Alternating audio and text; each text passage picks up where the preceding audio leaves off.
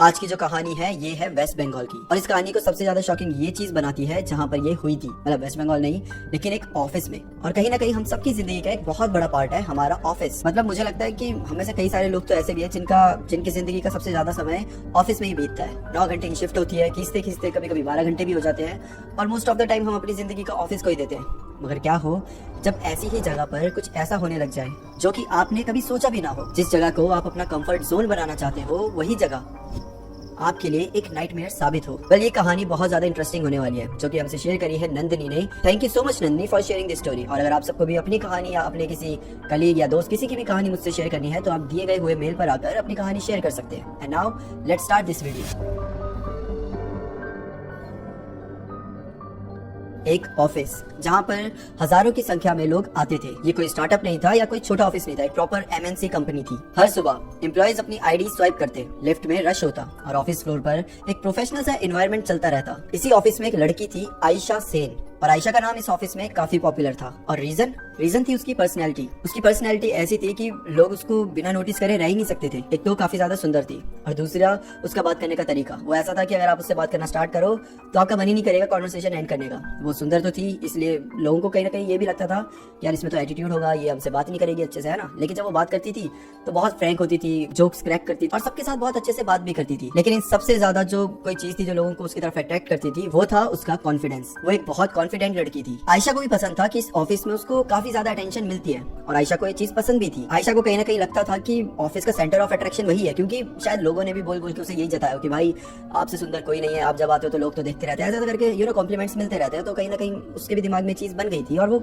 गलत भी नहीं थी। मीटिंग्स में उसको प्रेफरेंस मिलती थी। इनफैक्ट क्लाइंट प्रेजेंटेशंस जब होते थे तो भी उसी को चूज करा जाता था। यहाँ तक कि उसका जो अपना मैनेजर था अरिंदम, वो भी उसके लिए थोड़ा एक्स्ट्रा सॉफ्ट था। पूरा ऑफिस को पता था कि मतलब जैसे मान लो मैनेजर के पास जाना है, ठीक है, सब बोलेंगे सर आज प्लीज लीव दे दो, ये दे दो, वो दे दो करके।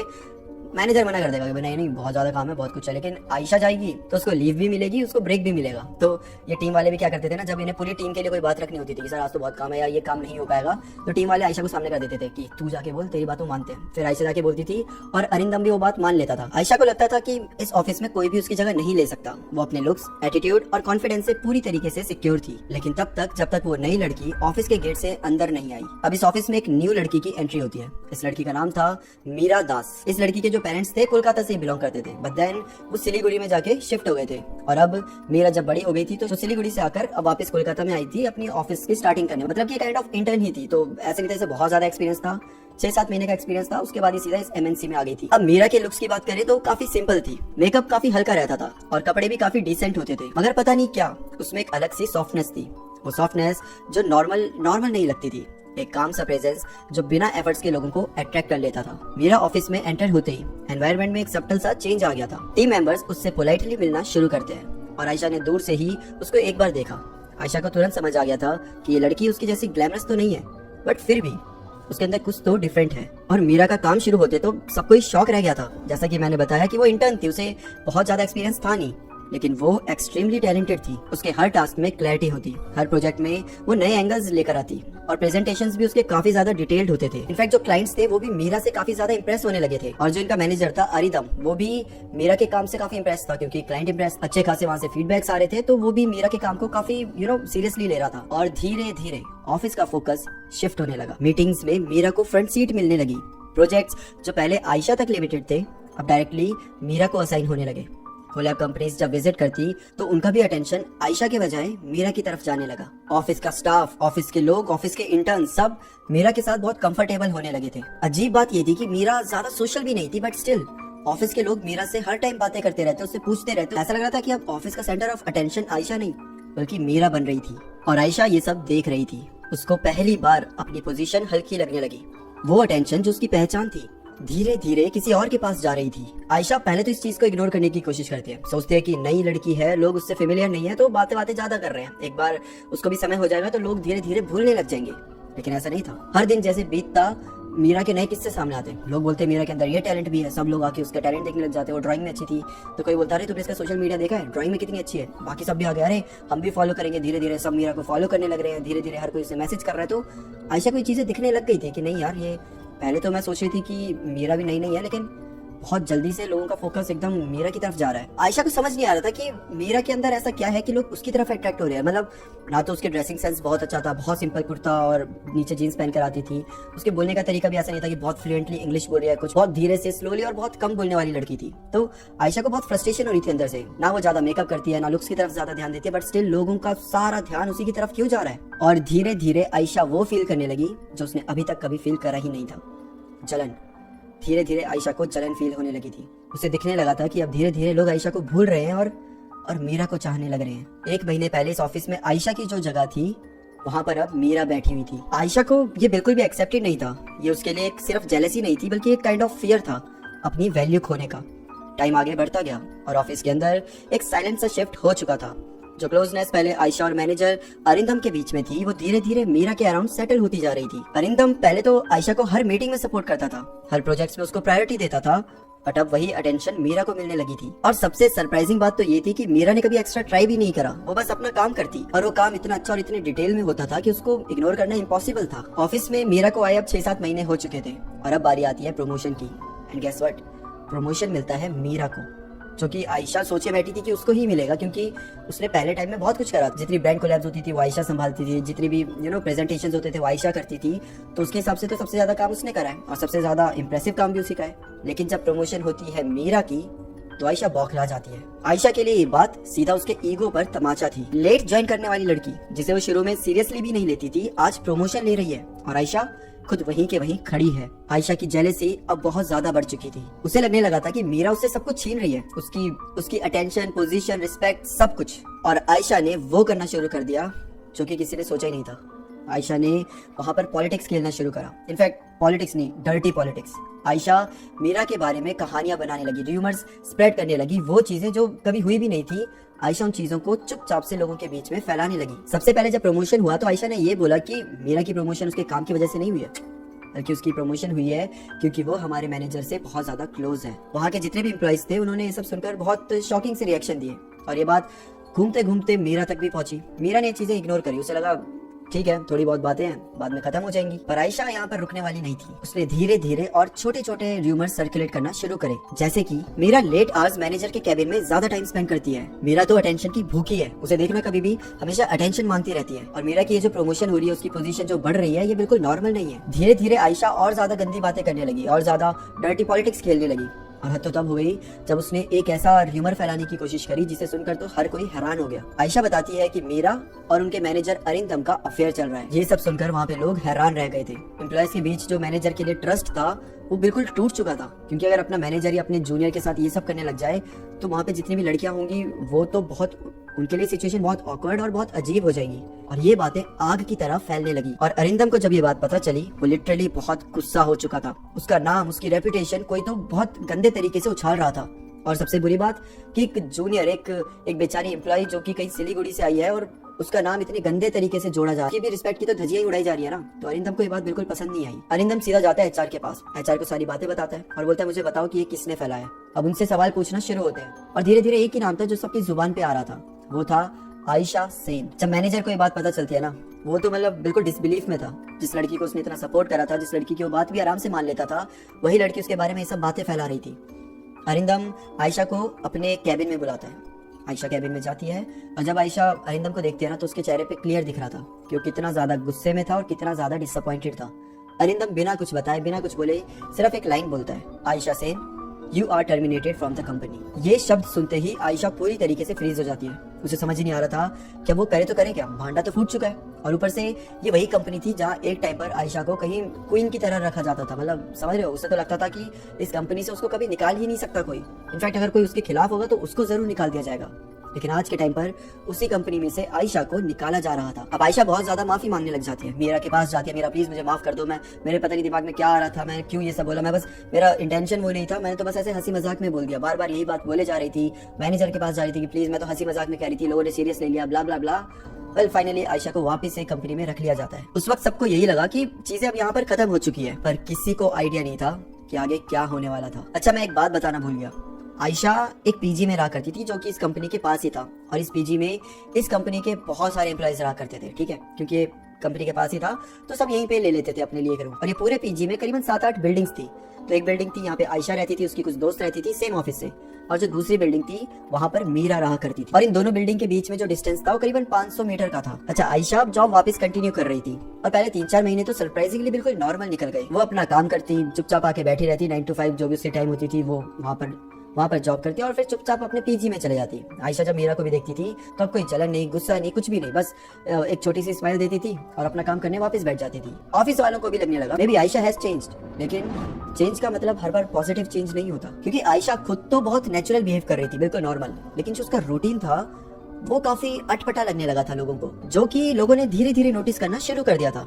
पहले आयशा वीकेंड्स में अपने दोस्त, अपने रूममेट्स के साथ आउटिंग पे जाती थी। पीजी में आयशा का जो ग्रुप था उनके साथ बैठकर गॉसिप किया करती थी, या फिर most of the time shopping करने निकल जाती थी अपने ग्रुप के साथ। अब आयशा का ये पैटर्न चेंज होने लगा। आयशा फ्राइडे नाइट को गायब हो जाती, मतलब पीजी में मिलती ही नहीं, और फिर सीधा संडे नाइट को आती। एक बार हुआ, 2 बार हुआ, 3 बार हुआ, चौथी बार उसके रूममेट या फिर उसके जो बाकी दोस्त थे पूछने लगे कि कहाँ जाती है तू, गायब भी हो जाती है, ना तू फोन उठाती है, ना कोई मैसेज का रिप्लाई करती है, ऐसा क्या हो रहा है। 1-2 बार हुआ, हमें समझ आया कि शायद तू किसी से मिलने गई होगी, लेकिन तू 4 हफ्तों से यही कर रही है, मतलब 1 महीने से तू यही कर रही है। आयशा ने जवाब में बहुत सिंपल सा एक वर्ड बोल दिया कि हाँ यार कुछ काम होता है, कुछ नहीं बताया क्या काम होता है, कहाँ जाती है, किससे मिलने जाती है, किसके साथ ही पूरा वीकेंड गुजारती है, कुछ नहीं बताया। और धीरे धीरे आयशा में और भी चेंजेस आने लगे। ऑफिस में क्या होता है, लंच ब्रेक आती है तो सब ऑफिस वाले आपस में बैठ के लंच करते हैं।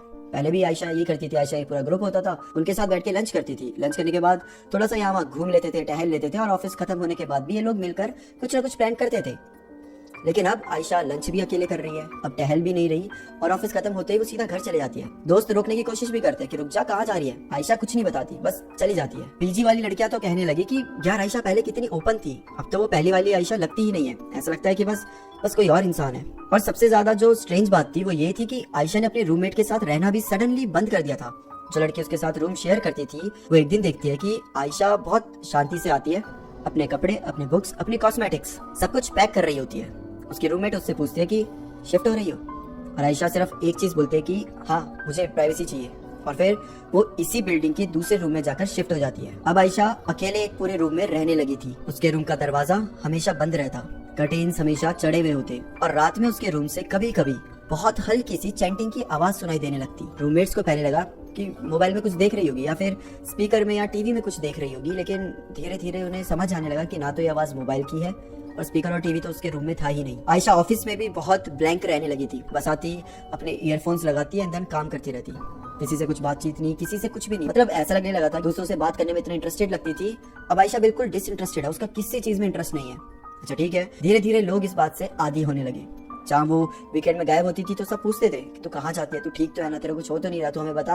अब धीरे धीरे हम सब ने पूछना छोड़ दिया। सबको लगने लगा कि ठीक है भाई, अब इसे ऐसे ही जीना तो जीना, तो अब हम भी कितने पीछे पड़े, और सब अपने अपने लाइफ में अपने अपने काम में बिजी हो गए। अब एक बार की बात है, ऑफिस में प्रेजेंटेशन चल रहा था। प्रेजेंटेशन एरिया एक अलग से रूम में होता है जो कि पूरा कांच का बना हुआ होता है, और जो मीरा थी वैसे प्रेजेंटेशन दे रही थी। हर कोई अपने अपनी सीट में बैठा हुआ है, सिर्फ मीरा है जो खड़ी होकर अपने बोर्ड के सामने खड़ी होकर पूरा प्रेजेंटेशन दे रही है। अब एक समय आता है, मीरा ऐसे नीचे झुकती है, मतलब उसका पेन गिर जाता है तो उसे लेने के लिए नीचे झुकती है, और जैसे ऊपर उठती है मीरा की आंखें एकदम ऐसे रोल हो गई होती है, मतलब जो अंदर के आई बॉल्स है वो दिख ही नहीं रहे। सब एकदम से दौड़ते हुए मीरा के पास जाते हैं, मीरा क्या हुआ करके, और मीरा अचानक से अपने जो शर्ट के बटन होते हैं ना उसे खोलने लग जाती है। जो वहाँ पे नंदिनी होती है, जो मीरा की सबसे क्लोज फ्रेंड होती है, वो मीरा को पकड़ती है और उससे कॉन्फ्रेंस रूम से लेके चले जाती है। जिसके बाद नंदिनी उससे पूछती भी है कि तुझे क्या हुआ ये, और मीरा एकदम ऐसे होश में आती है, मतलब ऐसा लगता है कि जैसे बेहोश होकर कैसे इंसान उठ जाता है, सेम वैसे मीरा उठती है, आंखें एकदम नॉर्मल हो गई है, उसके एक्सप्रेशन एकदम नॉर्मल हो गया, और मीरा बोलती है कि हुआ क्या, मैं तो अभी प्रेजेंटेशन दे रही थी, मैं बाहर कैसे हूँ, और हम दोनों यहाँ क्या कर रहे हैं। तब तक जो मीरा के सीनियर्स होते हैं वो भी आ जाते हैं और मीरा को बोलते हैं काम करो, तुम कुछ दिन की छुट्टी ले लो, तुम्हें ब्रेक चाहिए, और ये बोलकर वो वहाँ से चले जाते हैं, ज़्यादा इस बारे में डिस्कस नहीं करते।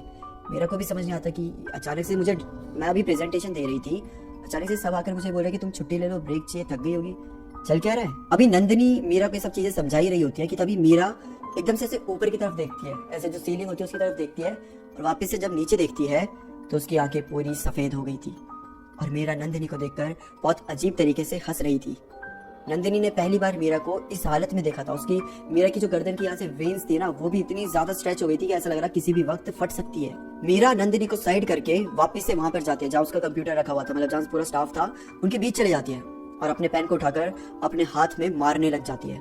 जिसके बाद वहाँ पे जितने भी उसके दोस्त थे, एम्प्लॉइज थे, आगे पीछे दूसरी टीम के भी जो लोग थे, सब वहाँ आ जाते हैं। नंदिनी दौड़ते दौड़ते आती है। नंदिनी के साथ एक दो और लड़कियां होती है जो सब मीरा को पकड़ते हैं, कैसे कैसे करके कंट्रोल करते हैं, और मीरा अचानक से बेहोश हो जाती है। पूरे ऑफिस में उस समय पर अफरा तफरी मच चुकी थी। हर कोई अपने अपने में ही बातें कर रहा था कि आखिर इस लड़की को हुआ क्या है, ये ऐसा बिहेव क्यों कर रही है। मीरा को वापस से उसके रूम में भेज दिया जाता है, और जो उसकी रूम पार्टनर थी अदिति, वो भी मीरा के ही कंपनी में काम करती थी। तो अदिति को बोला जाता है कि तुम मीरा को लेकर पीजी चली जाओ, और अदिति के साथ नंदिनी भी जाती है। अब ये दोनों मीरा को लेकर पीजी में चले जाते हैं। मीरा भी होश में आ जाती है। उसे काफी काम रखा जाता है, उसे बताया नहीं जाता कि तू क्या क्या कर रही थी।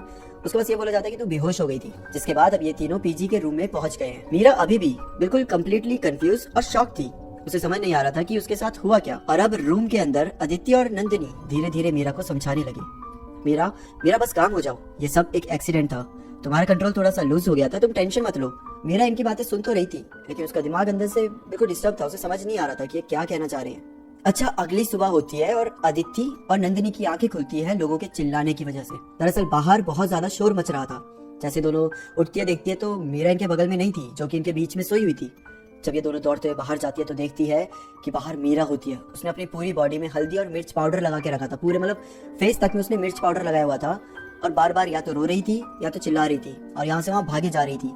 और जितनी भी वहाँ पे लड़कियां थी वो ये सब मंजर देखकर चिल्लाई जा रही थी। ये मंजर इतना ज्यादा भयानक था कि नंदिनी का बताना था मीरा उस समय इतनी डरावनी लग रही थी। उसके बाल पूरे खुले पड़े हैं और उसके चेहरा बिल्कुल लाल, ऐसा खून जैसा लाल लग रहा है, और जब वो भाग रही है तो पसीना भी आ रहा है उसकी वजह से पूरा। मतलब एक समय के बाद ऐसा नहीं लग रहा था कि उसने फेस पे मिर्ची पाउडर लगाया, बल्कि ऐसा लग रहा था कि उसके फेस में पूरा खून लगा हुआ है।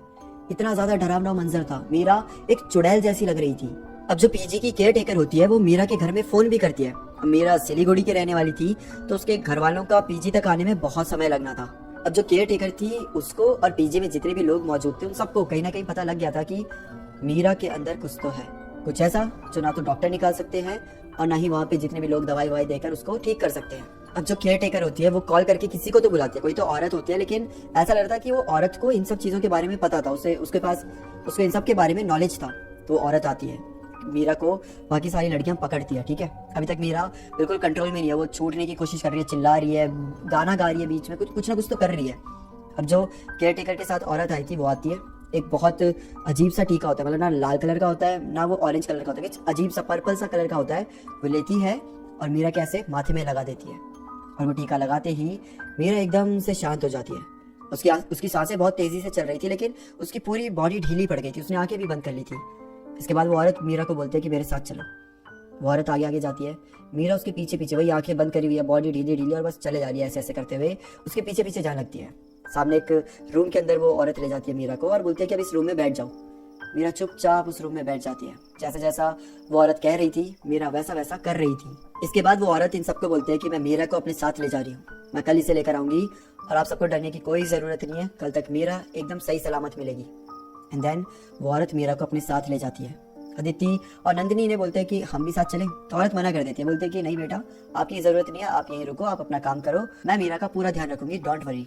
पूरे पीजी में एक अजीब सी टेंशन फैल गई थी, हर कोई बहुत ज्यादा डरा हुआ था। ये रात नंदिनी का बताना कि एक रूम में 7 लड़कियां सोई थी, जो एक रूम में 2 लड़कियां सोती थी, ऐसे 7 लड़कियां एक ही रूम में सो रही, और कई सारी लड़कियां तो बाहर गार्डन में घूम रही थी पूरी रात। उनकी हिम्मत ही नहीं हुई कि वो पीजी में वापस आकर सो भी सके या फिर बस आ भी सके। कैसे कैसे करके रात बीतती है, सुबह होती है, हर कोई ऑफिस चला जाता है, और जब शाम को सब वापस आते हैं तो केयर टेकर बताती है कि मीरा को सुबह ले आए थे हम 11-12 बजे के अराउंड, और तब उसके पेरेंट्स भी आ गए थे और वो मीरा को लेकर चले गए।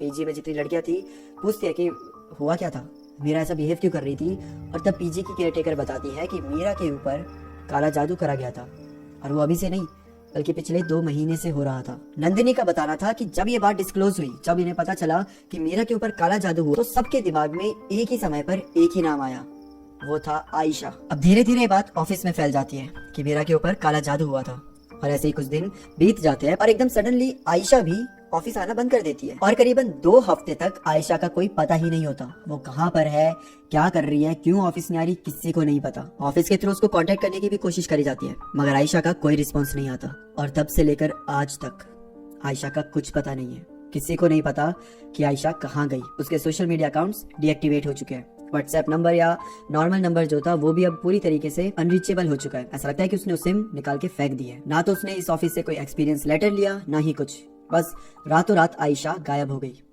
मीरा से भी नंदिनी अब बात करती है बीच बीच में। मीरा ने भी इधर रिजाइन दे दिया है। अब उसके मम्मी पापा उसे अकेले कोलकाता नहीं भेज रहे, इनफैक्ट उसके मम्मी पापा उसे कहीं पे भी नहीं भेज रहे, बोल रहे जो तुझे करना है वो यहीं कर, हमारे सामने रहकर कर। तो मीरा ने भी इस ऑफिस से तो रिजाइन कर दिया है, लेकिन मीरा अपनी लाइफ अभी आराम से जी रही है। अभी उसका रेस्टिंग पीरियड ही चल रहा है, मतलब वो अभी कोई काम नहीं कर रही, अभी रेस्ट ही कर रही है। बट नंदिनी से उसकी बातें फ्रिक्वेंटली होती रहती है। तो नंदिनी बताती भी है कि मीरा एकदम ठीक है, बट आयशा, उसका किसी को नहीं पता कि वो कहाँ पर है। वेल, अगर हमें कहानी नहीं पता होती या फिर आयशा ने पहले जो चीजें करी थी वो नहीं पता होता तो सब पूछते भी शायद कि आयशा ने मीरा के ऊपर काला जादू क्यों करा। बहुत ही क्लियर थी ये बात कि आयशा ने मीरा के ऊपर ये सब क्यों करा। वेल, जो भी हो, अच्छी बात ये है कि मीरा सही सलामत है। तो once again thank you so much Nandi for sharing the story with us, और आई होप कि आपको ये कहानी पसंद आई। Thanks for watching.